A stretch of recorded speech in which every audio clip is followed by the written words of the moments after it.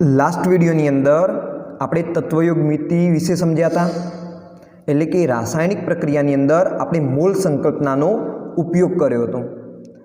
તો એ ટોપિક આપણા માટે ખૂબ જ અગત્યનો હતો. આજે આપણે વાત કરીશું સીમિત પ્રક્રિયકની. તો જો સીમિત પ્રક્રિયક સમજવો હોય તો તમને તો પહેલાં મોલ સંકલ્પના આવડવી જોઈએ, ત્યારબાદ રાસાયણિક પ્રક્રિયાની અંદર મોલ સંકલ્પના લગાડતા આવડવી જોઈએ, એટલે કે તત્વયોગ મિતિ પણ આવડવી જોઈએ. તો એ જો આવડશે તો સીમિત પ્રક્રિયક પણ આવડશે. તો પહેલાં તો સમજવાનો પ્રયત્ન કરીએ કે આ સીમિત પ્રક્રિયક શું છે, સીમિત પ્રક્રિયક કોને કહેવાય. તો એક ઉદાહરણ લઈએ. તમારી ઘરે તમે અને તમારો એક ફ્રેન્ડ આવ્યો, બરાબર. તમારી ઈચ્છા થઈ લીંબુ શરબત પીવાની, તો તમે શું કરશો? લીંબુ શરબત બનાવશો. હવે જોઈ લો કે તમે લીંબુ શરબત કેવી રીતે બનાવો છો. તમે એક લીંબુ લો છો અને એક ગ્લાસ પાણી લો છો, અને એ રીતે તમે એક ગ્લાસ લીંબુ શરબત બનાવો છો. તો આ શું થઈ ગઈ? તમારી એક રેસીપી થઈ ગઈ કે તમે કઈ રીતે લીંબુ શરબત બનાવતા હતા. એક લીંબુ, એક ગ્લાસ પાણી અને એક ગ્લાસ લીંબુ શરબત. હવે તમારી ઘરે કોણ આવ્યું? તમે અને તમારા ફ્રેન્ડ. એક ફ્રેન્ડ આવ્યો, એટલે કે 2 જણા આવ્યા. તો તમારે 2 ગ્લાસ લીંબુ શરબત બનાવવો પડશે. તો તમે કઈ રીતે બનાવશો? લીંબુ લેશો,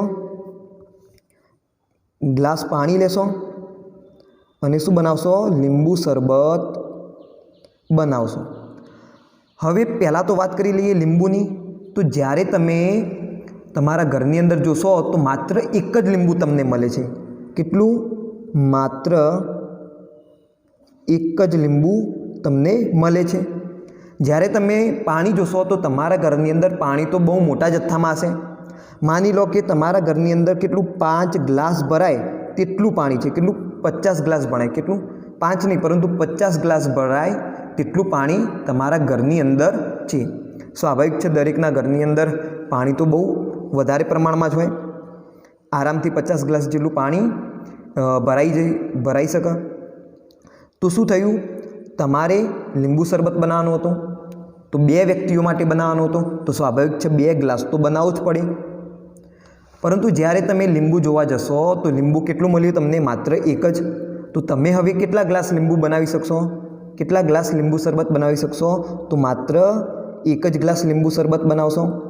તમને કીધેલું છે કે લીંબુ શરબત કેવી રીતે બનાવવાનું છે, તો આ પ્રક્રિયાથી જ બનાવવાનું છે. આ રીતે જ બનાવવાનું કે એક લીંબુ લેવાનું, એક ગ્લાસ પાણી લેવાનું અને એક ગ્લાસ લીંબુ શરબત તમને મળશે. તો અહીંયા જુઓ શું થયું? લીંબુ ઓછા પડી ગયા. પાણી તો ઘણું બધું હતું. કેટલું? તો 50 ગ્લાસ પાણી હતું. તેમ છતાં આપણે 50 ગ્લાસ લીંબુ શરબત બનાવી શક્યા? તો ના બનાવી શક્યા. કેમ ના બનાવી શક્યા? કારણ કે એક જ લીંબુ હતું એટલે. તો અહીંયા શું થયું? જે લીંબુ શરબત બનાવવાનો હતો 2 ગ્લાસ, એની અંદર લીંબુએ અડચણ ઊભી કરી દીધી. ઓછી સંખ્યામાં લીંબુ હતા એટલે લીંબુએ શું કરી દીધી? અડચણ ઊભી કરી દીધી. તો હવે તમે લીંબુ શરબત બનાવી શકશો? તો નહીં બનાવી શકો. માત્ર એક જ ગ્લાસ લીંબુ શરબત તમે બનાવી શકશો. તો તમે એમ કહેશો કે અહીંયા લીંબુ કેવો હતો? સીમિત હતો, ઓછો હતો. ઓછો એટલે સીમિત. કેવો હતો? લીંબુ ઓછી સંખ્યામાં હતો, સીમિત હતો. એટલે આ પ્રક્રિયામાં એમ કહી શકાય કે લીંબુ આપણા માટે સીમિત પ્રક્રિયક થશે. એ લિમિટની અંદર છે, એટલા માટે તમે લીંબુ શરબત પણ લિમિટમાં બનાવી શકશો. તો બસ આ જ કન્સેપ્ટ શેમાં આવશે? સીમિત પ્રક્રિયકમાં આવશે. જે રીતે આપણે વાત કરી કે ભાઈ લીંબુ શરબત બનાવવાની જે આ પ્રક્રિયા હતી એની અંદર લીંબુ કોણ હતો? સીમિત પ્રક્રિયક હતો, ઓછા જથ્થામાં હતો. એવું જ શું થાય છે? જ્યારે આપણે રાસાયણિક પ્રક્રિયા કરીએ છીએ એની અંદર એવું જોવા મળે છે. તો આ એક જનરલ એક્ઝામ્પલ આપ્યું કે ભાઈ લીંબુ શરબત બનાવવું હતું તો તમારે લીંબુ અને પાણી જોશે. તો 2 ગ્લાસ લીંબુ શરબત જો બનાવવા હોય તો 2 લીંબુ અને 2 ગ્લાસ પાણી જોશે. હવે પાણી તો ઘણા બધું હતું, ઘણા બધા જથ્થામાં હતું, 50 ગ્લાસ જેટલું પાણી હતું, પરંતુ લીંબુ માત્ર એક જ હતું. તો તમે કેટલો લીંબુ બનાવી શક્યા? તમે કેટલો લીંબુ શરબત બનાવી શક્યા? માત્ર એક જ ગ્લાસ. તો આપણા માટે લીંબુ શું થઈ ગયું? સીમિત થઈ ગયું. અને એને આપણે કહીશું સીમિત પ્રક્રિયક। તો આવું જ આપણે શેમાં એપ્લાય કરીશું? રાસાયણિક પ્રક્રિયાની અંદર। જ્યારે પણ આપણે રાસાયણિક પ્રક્રિયા કરીએ છીએ ત્યારે કોઈકવાર આવું જોવા મળે છે।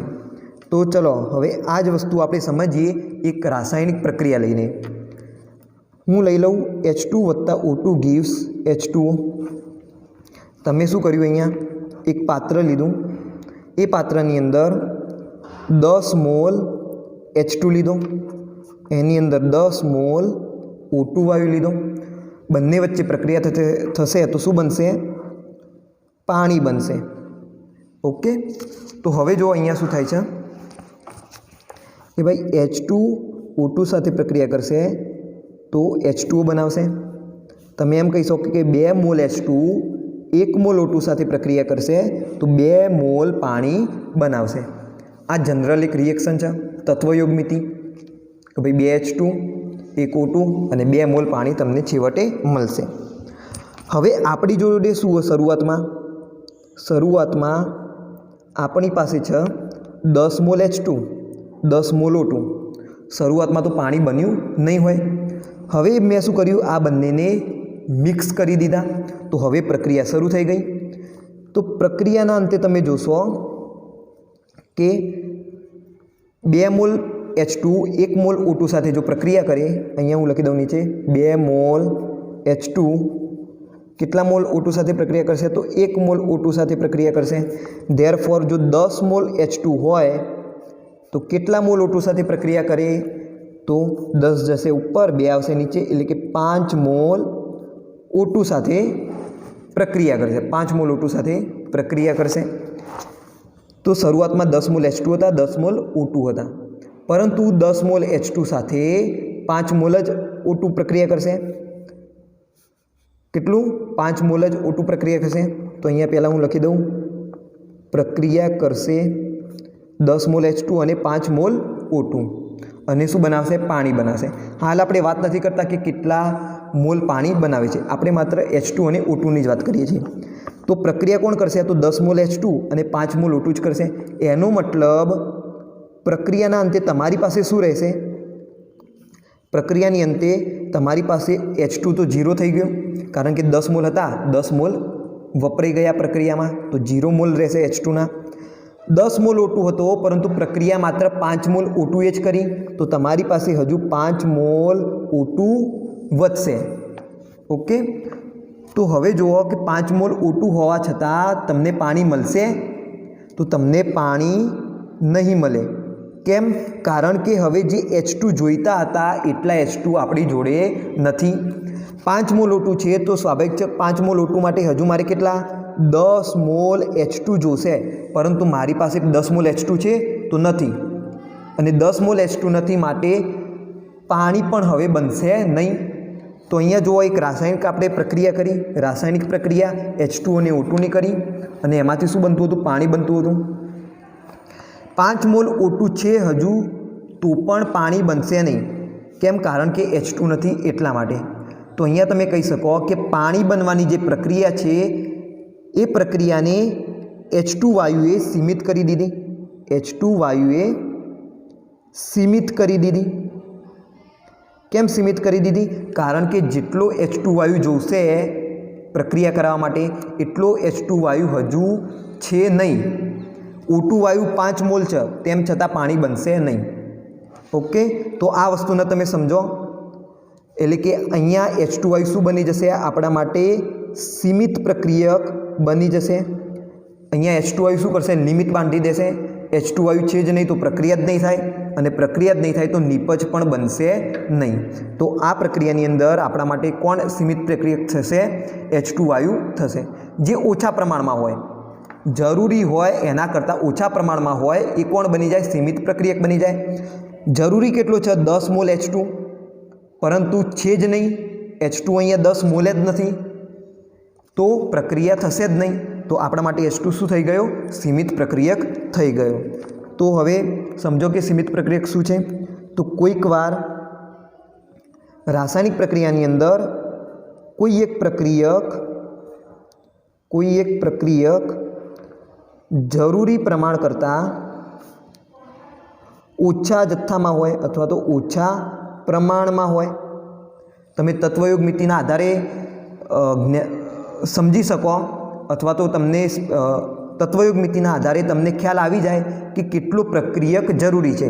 તમે તત્વયોગ મિતિના આધારે કહી શકો ને કે 2 મોલ H2 માટે 1 મોલ O2 જરૂરી છે. એટલે કે કોઈ પણ રાસાયણિક પ્રક્રિયામાં જ્યારે તત્વયોગ મિતિનો ઉપયોગ કરશો તો તમને શેની વિશેની માહિતી મળશે? તો કોઈ એક પ્રક્રિયક બીજા પ્રક્રિયક સાથે કેટલા પ્રમાણમાં પ્રક્રિયા કરવું જોઈએ તેની માહિતી મળશે.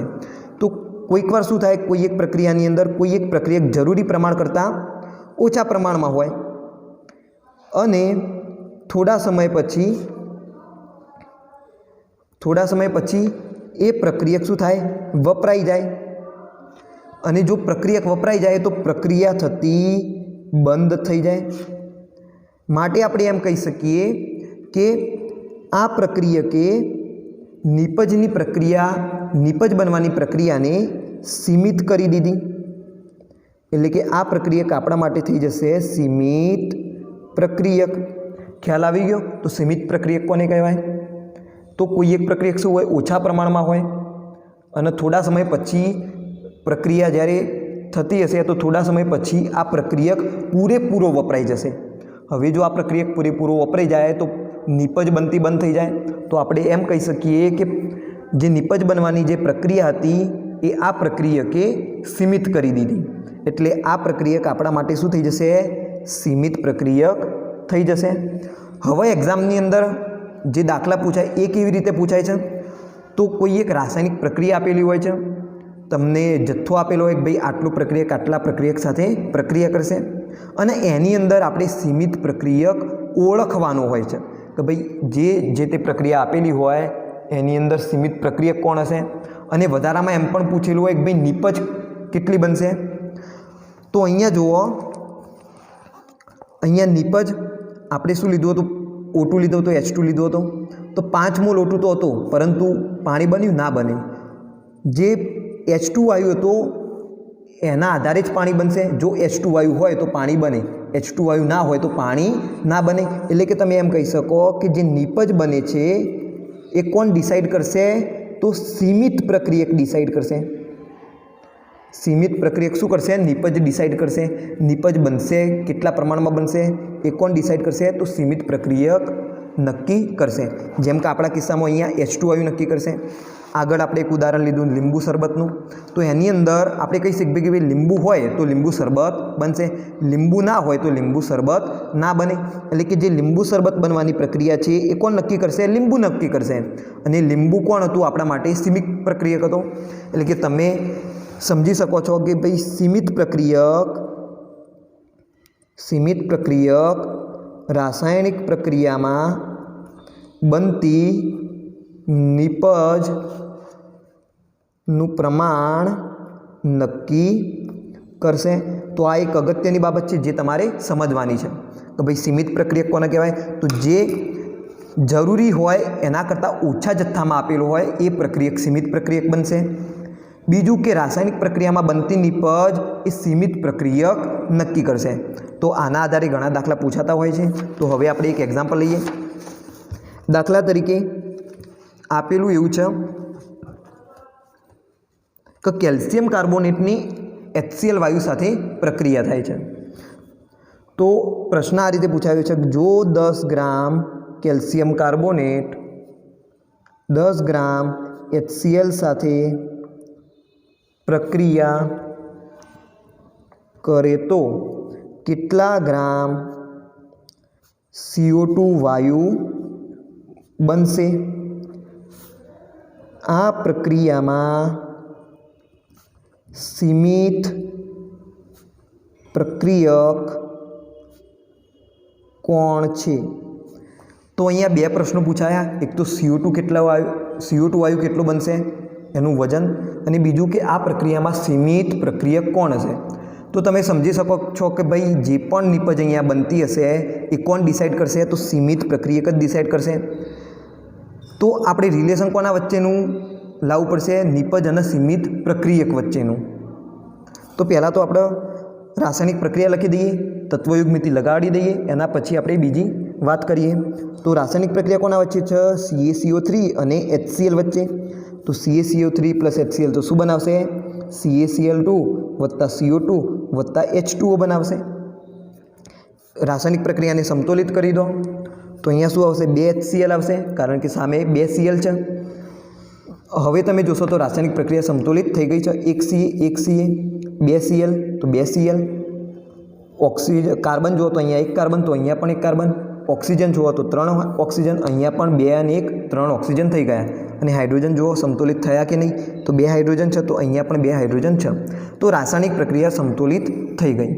તો રાસાયણિક પ્રક્રિયાના આધારે તમે કહી શકો કે ભાઈ 1 mall calcium carbonate 2 mall HCl સાથે પ્રક્રિયા કરશે, 1 મોલ CaCl2, 1 મોલ CO2 અને 1 મોલ H2O બનાવશે.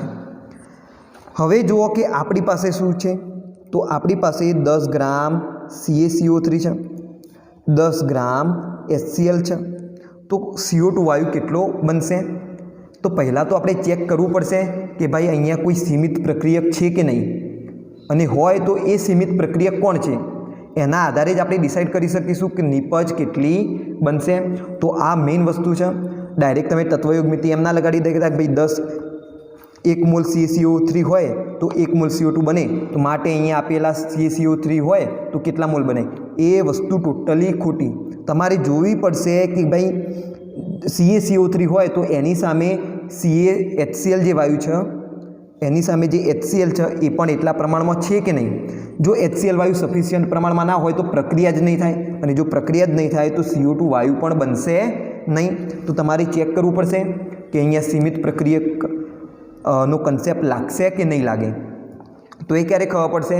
તો સીમિત પ્રક્રિયક આપણને મળી જાય તો પહેલાં તો ચેક કરવાનું સૌથી પહેલાં કે આ પ્રક્રિયાની અંદર કોઈ સીમિત પ્રક્રિયક છે કે નહીં. તો એ કેવી રીતે ચેક કરશો? તો જુઓ, તમે એમ કહી શકો કે અહીંયા કેટલા 10 ગ્રામ CaCO3 છે. હવે જુઓ, રાસાયણિક પ્રક્રિયા માટે કેટલા મોલ CaCO3 જોશે? 1 મોલ CaCO3 જોશે, 2 મોલ HCl માટે. એટલે કે આનું મોલર દળ કેટલું થાય? 40 કાર્બનનું 12 અને 16 તરી 48. ઓકે, એટલે કે 48 વત્તા 12 એટલે કે 60 ને 40 એટલે કે 100 ગ્રામ પર મોલ. આનું શું છે? મોલર દળ છે. HClનું મોલર દળ કેટલું હોય? 36.5 બરાબર, ગુણ્યા 2 એટલે કે લગભગ થશે 73 ગ્રામ પર મોલ. એટલે કે 1 મોલ CaCO3 2 મોલ HCl સાથે પ્રક્રિયા કરશે, તો તમે એમ પણ કહી શકો કે 100 ગ્રામ CaCO3 73 ગ્રામ HCl સાથે પ્રક્રિયા કરશે. તો અહીંયા એક રિલેશન આપણને મળ્યું કે 100 ગ્રામ CaCO3 જો હોય તો એની સામે 73 ગ્રામ HCl પ્રક્રિયા કરશે. આપણી જોડે કેટલો CaCO3 છે? તો 10 ગ્રામ CaCO3 છે. તો હું લખી શકું કે જો 10 ગ્રામ CaCO3 હોય તો કેટલા ગ્રામ HCl જોશે? તો આના આધારે 10 ગુણ્યા 73 ભાગ્યા 100 કરી લો, તો અહીંયાથી 100 ઉડી જશે. 73 ભાગ્યા 10 એટલે કે 7.3 ગ્રામ HCl જોશે. તો જો આપણે 10 ગ્રામ CaCO3 લઈએ તો સામે 7.3 ગ્રામ HCl જોશે, અને આ બેના વચ્ચે પ્રક્રિયા થઈને આપણને નિપજો મળશે. હવે જુઓ કે આપણી પાસે શું શું આપેલું છે? તો 10 ગ્રામ CaCO3 આપેલો છે અને 10 ગ્રામ HCl આપેલો છે. પરંતુ આપણને ખબર છે કે ભાઈ 10 ગ્રામ CaCO3 માટે માત્ર કેટલું જોશે? 7.3 ગ્રામ જ HCl જોશે. ઓકે, તો ફરીથી એકવાર પ્રક્રિયા લખી દઈએ. HCl gives CaCl2 plus CO2 plus H2O. Okay, આપણી પાસે શું છે? 10 ગ્રામ કેલ્શિયમ કાર્બોનેટ અને 10 ગ્રામ HCl છે. પરંતુ આપણને અહીંયા ખ્યાલ આવી ગયો કે 10 ગ્રામ જો CaCO3 લઈએ તો એની સામે HCl કેટલા વપરાશે? માત્ર 7.3 ગ્રામ જ વપરાશે. તો પ્રક્રિયાના અંતે પ્રક્રિયા થશે એના પછી આપણે કહી શકીએ કે ભાઈ 10 ગ્રામ CaCO3 વપરાઈ ગયો હશે, 0 થઈ ગયો. પરંતુ હજુ HCl કેટલોક પડી રહ્યો? તો કેટલો પડી રહ્યો? તો 10 - 7.3 બરાબર 2.7 ગ્રામ HCl હજુ પડી રહ્યો. તો જુઓ, પ્રક્રિયા અહીંયા કોને સીમિત કરી દીધી? તો CaCO3 એ સીમિત કરી દીધી. તમે સરળતાથી કહી શકો હવે, કારણ કે હજુ પણ HCl આપણી જોડે છે, તો 2.7 ગ્રામ HCl છે. પરંતુ આ HClના લીધે આપણને કોઈ નિપજ મળશે કે નહીં મળે? તો સ્વાભાવિક છે નહીં મળે, કારણ કે CaCO3 આપણી જોડે હવે છે જ નહીં. CaCO3 પહેલાં પૂરો થઈ ગયો. તો અહીંયા CaCO3 કેલ્શિયમ કાર્બોનેટ સીમિત પ્રક્રિયક થશે, કારણ કે જો આપણે 10 ગ્રામ HCl લઈએ તો 10 ગ્રામ HCl માટે 10 ગ્રામ CaCO3 ઇનફ નથી, 10 ગ્રામ કરતાં વધારે જ જોશે. ખ્યાલ આવે છે? અને કેટલું જોશે એ પણ તમે સમજી શકો. એના માટે પણ આપણે એક રિલેશન લખી શકીએ. આપણને ખબર છે કે ભાઈ 73 ગ્રામ HCl લઈએ તો કેટલા ગ્રામ CaCO3 જોશે? તો 100 ગ્રામ CaCO3 જોશે. ધેરફોર જો 10 ગ્રામ HCl હોય તો કેટલા ગ્રામ કેલ્શિયમ કાર્બોનેટ જોવે? તો તમે આ રીતે ત્રિરાશિ મૂકી શકો અને એનો જવાબ તમે મેળવી શકો. તો 10 એટલે કે અહીંયા ડાયરેક્ટ લખી દઈએ 1000 ભાગ્યા 73 એટલે કે 13.69 ગ્રામ.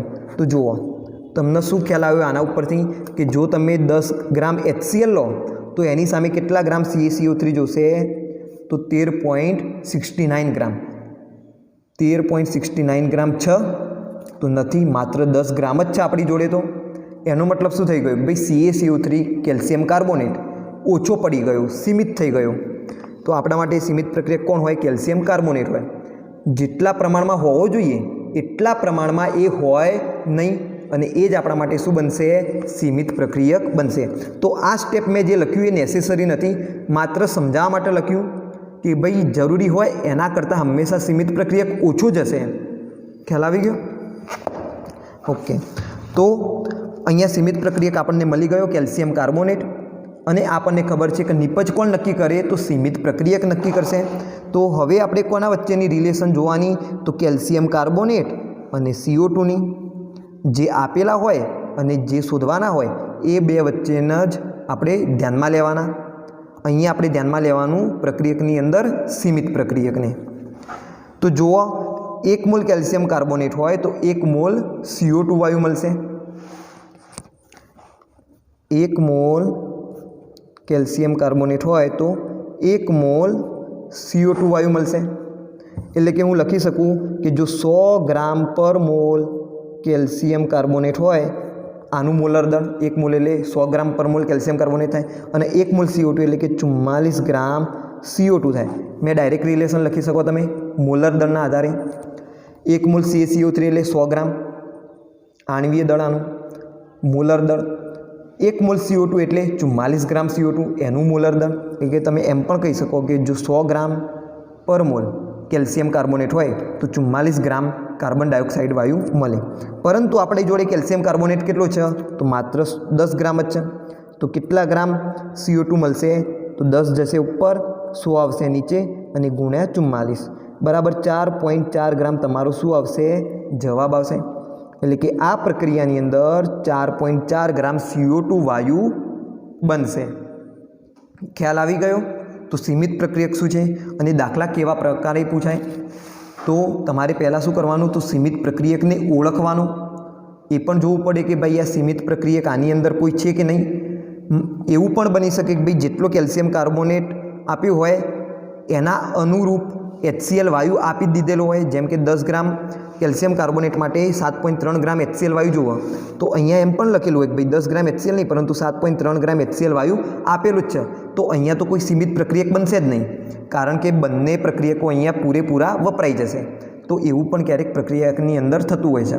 તો તમારે ચેક કરવાનું સીમિત પ્રક્રિયક છે કે નહીં, અને હોય તો એ સીમિત પ્રક્રિયક કોણ છે, અને એ જ સીમિત પ્રક્રિયક આપણી નિપજ નક્કી કરશે. તો આ રીતે તમે દાખલો ગણશો. ચલો એક બીજો એક્ઝામ્પલ લઈ લઈએ જેનાથી આપણી પ્રેક્ટિસ થઈ જશે. જો 0.5 મોલ CaBr2 0.2 મોલ K3PO4 સાથે સંયોજાય તો Ca3PO4 ટ્વાઇઝના વધુમાં વધુ કેટલા મોલ મળે? તો આ પ્રક્રિયાની અંદર તમે જોશો કોઈ સીમિત પ્રક્રિયક નામનો શબ્દ આપેલો નથી. તો અહીંયા તો પહેલાં તો પ્રશ્ન થાય કે આ સીમિત પ્રક્રિયકનો દાખલો છે કે નહીં. તો મેં પહેલાં જ કીધું હતું કે સીમિત પ્રક્રિયક હંમેશા પહેલાં આપણે ચેક કરવાનું. કોઈ દાખલાની અંદર સીમિત પ્રક્રિયક હોય પણ ખરા અને કોઈકની અંદર ના પણ હોય. તો આપણે પહેલાં તો જોઈશું કે ભાઈ કેલ્શિયમ બ્રોમાઇડ છે એના માટે પોટેશિયમ ફોસ્ફેટ કેટલા પ્રમાણમાં જોશે, તો એના આધારે આપણને ખ્યાલ આવી જશે કે ભાઈ કોઈ સીમિત પ્રક્રિયક છે કે નહીં. ઓકે, તો પહેલાં તો સૌથી પહેલાં આપણું કામ શું થાય, રાસાયણિક પ્રક્રિયા લખવાનું. આપણી પાસે અહીંયા પ્રક્રિયકો છે કેલ્શિયમ બ્રોમાઇડ CaBr2 અને બીજો પ્રક્રિયક છે પોટેશિયમ ફોસ્ફેટ K3PO4. આ બંને વચ્ચે જો રાસાયણિક પ્રક્રિયા થાય તો શું બને, નિપજમાં KBr એટલે કે potassium bromide plus calcium phosphate બનશે Ca3PO4 ટ્વાઇસ કેલ્શિયમ ફોસ્ફેટ. હવે રાસાયણિક પ્રક્રિયાને સંતુલિત કરી દો. તો અહીંયા કેલ્શિયમ 3 છે, અહીંયા 3 મૂકી દઉં. અહીંયા પોટેશિયમ 3 છે, તો અહીંયા હું કેટલા મૂકી દઉં, 3 મૂકી દઉં. હવે જુઓ બ્રોમિન, તો 3 દુ 6 બ્રોમિન. અહીંયા કેટલા 6 બ્રોમિન થયા, તો ના થયા, અહીંયા તો માત્ર 3 જ થયા. તો અહીંયા હું સિમ્પલ 6 કરી દઉં, તો 6 બ્રોમિન અહીંયા થઈ ગયા. તો પાછા અહીંયા 6 પોટેશિયમ થયા, તો 6 પોટેશિયમ કરવા અહીંયા હું 2 વડે ગુણી દઈશ. ચેક કરો રાસાયણિક પ્રક્રિયા સંતુલિત થઈ કે ના થઈ. 3 કેલ્શિયમ 3 કેલ્શિયમ, 3 દુ 6 બ્રોમિન 6 બ્રોમિન, 3 દુ 6 પોટેશિયમ 6 પોટેશિયમ, 2 ફોસ્ફરસ, અહીંયા પણ 2 ફોસ્ફરસ 6. ઓક્સિજન ચેક કરો, 4 દુ 8 ઓક્સિજન, 4 દુ 8 ઓક્સિજન થઈ ગયા. એટલે કે રાસાયણિક પ્રક્રિયા આપણી સંતુલિત થઈ ગઈ. તો રાસાયણિક પ્રક્રિયાના આધારે આપણને શું માહિતી મળી કે 3 mall calcium bromide 2 mall K3PO4 સાથે પ્રક્રિયા કરશે, 6 મોલ KBr અને 1 મોલ કેલ્શિયમ ફોસ્ફેટ બનાવશે. ઓકે, હવે આપણે ચેક કરીએ કે ભાઈ આપેલી જે મૂલ્ય છે, આપેલા બધા મૂલ્યો છે, એના આધારે આપણે સમજીએ કે પ્રક્રિયા થશે, કેટલા પ્રમાણમાં થશે, કોઈ સીમિત પ્રક્રિયક છે કે નહીં. તો ગમે તે પ્રક્રિયકને ધ્યાનમાં લો તો 0.5 મોલ શું આપેલો છે, કેલ્શિયમ બ્રોમાઇડ, 0.2 મોલ K3PO4 આપેલો છે.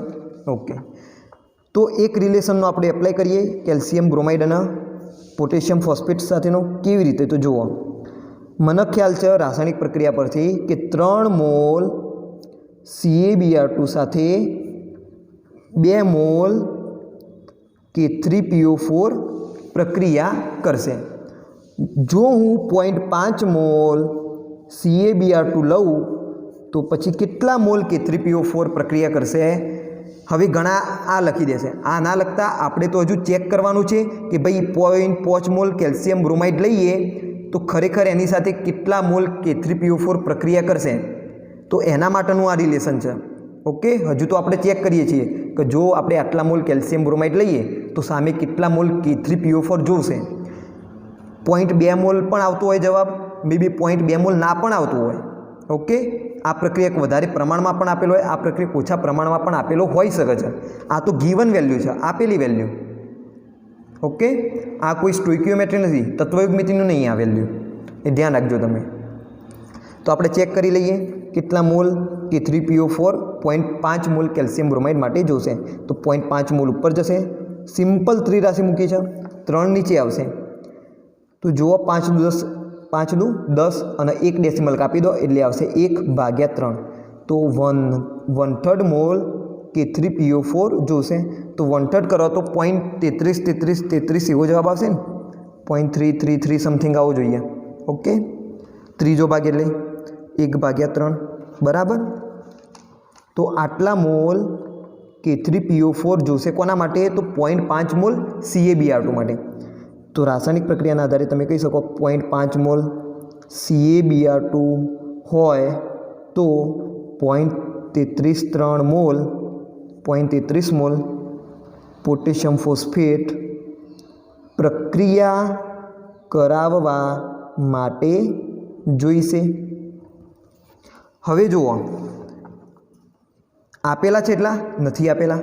જો 0.5 મોલ આપણે કેલ્શિયમ બ્રોમાઇડ લઈએ તો સામે કેટલા 0.33 મોલ પોટેશિયમ ફોસ્ફેટ તો જોશે જ. જો આટલા મોલ ના હોય તો સ્વાભાવિક છે પ્રક્રિયા પછી શું થઈ જશે, બંધ થઈ જશે. જ્યારે 0.2 મોલ પોટેશિયમ ફોસ્ફેટ વપરાઈ જશે તો સામે કેલ્શિયમ બ્રોમાઇડ હોવા છતાં પણ નિપજ મળશે નહીં. તો અહીંયા શું થયું કે જોતો તો કેટલા મોલ 0.33 મોલ, પરંતુ એટલા મોલ છે નહીં. અને આપણે પહેલાં પણ કીધેલું છે કે કોઈ પણ રાસાયણિક પ્રક્રિયામાં કોઈ એક પ્રક્રિયક જે જોઈતું પ્રમાણ હોય એના કરતાં ઓછા પ્રમાણમાં આપેલું હોય એ શું હોય? સીમિત પ્રક્રિયક હોય. તો અહીંયા સીમિત પ્રક્રિયક કોણ થશે? સીમિત પ્રક્રિયક અહીંયા થશે K3PO4 પોટેશિયમ ફોસ્ફેટ. તો અહીંયા નિપજ પણ કોણ ડિસાઇડ કરે? પોટેશિયમ ફોસ્ફેટ ડિસાઇડ કરે. અને તમે આના આધારે એમ પણ કહી શકો કે કેલ્શિયમ બ્રોમાઇડ હજુ કેટલો પડી રહ્યો છે, કારણ કે 0.2 મોલ પહેલાં પૂરા થઈ જશે, પોટેશિયમ ફોસ્ફેટ પહેલાં વપરાઈ જશે અને છેલ્લે કોણ વપરાય? CaBr2 વપરાય. પરંતુ અહીંયા CaBr2 કોઈ થોડા પ્રમાણમાં પડી રહેલો હશે. તો કેટલા પ્રમાણમાં પડી રહેલો હશે તો એ પણ તમે નક્કી કરી શકો. તો એના માટે આના આધારે નક્કી કરીશું કે જો 0.2 મોલ K3PO4 હોય તો કેટલા મોલ CaBr2 જોશે. તો એ રિલેશન તમે વાપરી શકો. તો હું લખી શકું કે 2 મોલ K3PO4 જો હોય તો 3 મોલ કેલ્શિયમ બ્રોમાઇડ જોશે. ધેરફોર જો 0.2 મોલ જ હોય K3PO4 તો કેટલા મોલ કેલ્શિયમ બ્રોમાઇડ જોશે? તો 0.2 ઉપર જશે, ઉપર હતા 3, 2 નીચે આવશે, એટલે કે 0.3 મોલ શું જોશે? કેલ્શિયમ બ્રોમાઇડ જોશે. તો અહીંયા 0.2 મોલ આ વપરાઈ જશે. એ વખતે આ કેટલા વપરાયા છે? તો 0.3 મોલ કેલ્શિયમ બ્રોમાઇડ વપરાયા છે. તો હજુ કેટલા કેલ્શિયમ બ્રોમાઇડ પડી રહ્યા? તો હજુ બાકી રહેલા કેલ્શિયમ બ્રોમાઇડ બરાબર 0.5 મોલ હતા, વપરાયા કેટલા? 0.3 મોલ. તો બાકી કેટલા વધ્યા? 0.2 મોલ. સમજો આપણી જોડે શરૂઆતમાં કેટલા હતા? 0.5 મોલ કેલ્શિયમ બ્રોમાઇડ, જો આપેલા જ છે 0.5 મોલ કેલ્શિયમ બ્રોમાઇડ ને 0.2 મોલ K3PO4 હતા. પરંતુ 0.2 મોલ K3PO4 સાથે 0.3 મોલ CaBr2 વપરાઈ ગયા. હવે K3PO4 આપણી પાસે છે જ નહીં, તો પછી પ્રક્રિયા પણ આગળ વધશે નહીં. ઓકે, તો 0.3 મોલ આ તો માત્ર કેટલા વપરાયા? 0.3 મોલ જ વપરાયા. તો 0.2 મોલ હજુ રહી ગયા હશે. અને તમને ખ્યાલ પણ આવી ગયો કે અહીંયા સીમિત પ્રક્રિયા કોણ થશે? તો K3PO4. ઓકે, તો નિપજ પણ કોણ નક્કી કરે? K3PO4 પણ નક્કી કરે. તો અહીંયા જે આપણે પ્રશ્ન પૂછેલો છે કે ભાઈ કેલ્શિયમ ફોસ્ફેટના વધુમાં વધુ કેટલા મોલ મળશે, તો એ ડિસાઇડ કરશે K3PO4. તો હવે આપણે ધ્યાનમાં લેવાનું K3PO4 અને કેલ્શિયમ ફોસ્ફેટને. તો હું રિલેશન લખી શકું કે 2 મોલ K3PO4 હોય તો 1 મોલ કેલ્શિયમ ફોસ્ફેટ મળશે. ધેરફોર જો 0.2 મોલ જ હોય K3PO4 તો કેટલા મોલ કેલ્શિયમ ફોસ્ફેટ મળશે? તો 0.2 ગુણ્યા 1 ભાગ્યા 2 કરો તો 0.1 ગુણ્યા 1 બરાબર 0.1 મોલ કેલ્શિયમ ફોસ્ફેટ બનશે. કેટલા? 0.1 મોલ. તો આ રીતે તમે આ દાખલાને સોલ્વ કરી શકો. તો મારા ખ્યાલથી હવે તમને સમજ પડી ગઈ હશે કે સીમિત પ્રક્રિયક કોને કહેવાય. તો જે પણ પ્રક્રિયાની અંદર રાસાયણિક પ્રક્રિયા મુજબ, સંતુલિત રાસાયણિક પ્રક્રિયા મુજબ જોઈતા પ્રમાણમાં પ્રક્રિયક હોવું જોઈએ એટલા પ્રમાણમાં એ હોય નહીં, એટલે પ્રક્રિયામાં વહેલા પૂરો થઈ જશે. અને પ્રક્રિયામાં જો એ વહેલા પૂરો થઈ જાય પ્રક્રિયક તો પછી નિપજ પણ બનશે નહીં. ઓકે, તો સીમિત પ્રક્રિયક શું કરશે? નિપજ જે બનતી હશે એ ડિસાઇડ કરશે. એ પણ વસ્તુ તમે યાદ રાખજો. અને સ્ટેપ બાય સ્ટેપ આ રીતે તમારે દાખલો ગણવાનો. તો પહેલાં તો હંમેશા જોવાનું કે આપેલી રાસાયણિક પ્રક્રિયામાં કોઈ સીમિત પ્રક્રિયક છે કે નહીં. ક્યારેક એવું પણ હોય કે અહીંયા શું આપી દીધા હોય? 0.5 મોલ CaBr2 અને સામે 0.33 મોલ K3PO4 આપી દીધા હોય તો આપણને ખબર છે કે ભાઈ 0.5 મોલ સામે 0.33 મોલ K3PO4 તો વપરાઈ જ જશે. તો અહીંયા બંને પ્રક્રિયકો વપરાઈ જશે, તો કોઈ સીમિત પ્રક્રિયકનો અહીંયા દાખલો બનશે જ નહીં. તો એવું પણ બની શકે છે. અને ક્યારેક સીમિત પ્રક્રિયકનો દાખલો પણ બની શકે છે. તો યાદ રાખજો, દાખલાની અંદર ક્યારેય સીમિત પ્રક્રિયક હોય અથવા તો ના હોય એ મેન્શન કરેલું ના પણ હોય. ઓકે, તો આ વસ્તુનું ધ્યાન રાખવાનું. તો આ વિડીયોની અંદર માત્ર આટલું જ.